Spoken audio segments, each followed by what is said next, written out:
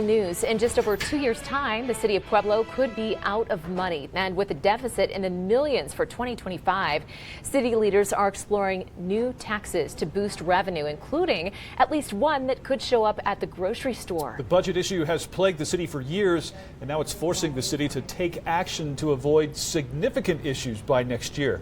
KRDO 13's Tyler Cunnington talked to the mayor and city council members today. Tyler.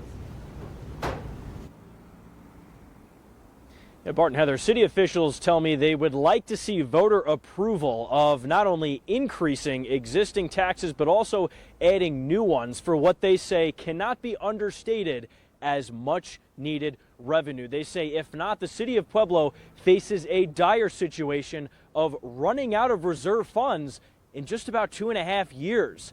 And they would be forced to make some drastic cuts to try to make up for it.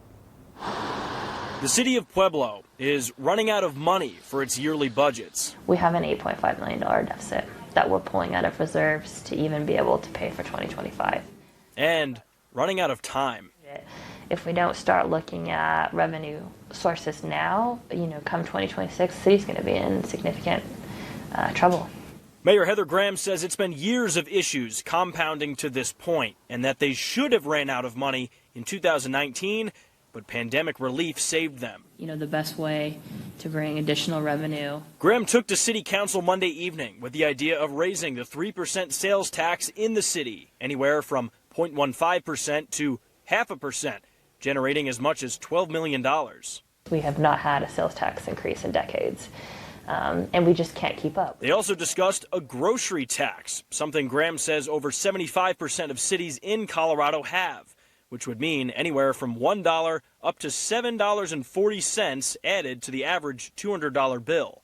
If we were able to tax food, it would generate about $15 million. Councilwoman Regina Maestri says voters should know the money would first get the city out of debt in the short term, but long term, it would pay dividends in their community through better funded services. And whatever we say we're going to give them out of this money, that we need to follow through with that.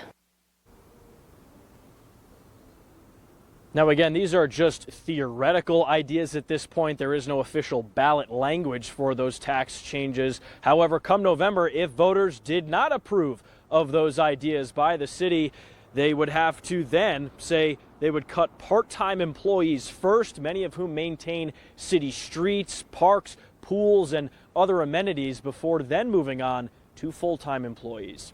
Reporting live here outside Pueblo City Hall, Tyler Cunnington, KRDO 13.